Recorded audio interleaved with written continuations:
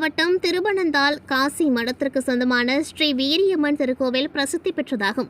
இக்கோவிலில் ஆண்டுதோறும் ஆடி இசை பெருவிழா வெகு விமர்சையாக நடைபெறும். அந்த வகையில் இந்த ஆண்டு கடந்த 9ஆம் தேதி சிறப்பு பூஜைகளுடன் தொடங்கிய திருவிழாவில் அம்மனுக்கு பல்வேறு சிறப்பு அலங்காரங்களும் விசேஷ பூஜைகளும் நடைபெற்றது. விழாவின் முக்கிய நிகழ்வான பால்குட திருவிழா வெகு விமர்சையாக நடைபெற்றது.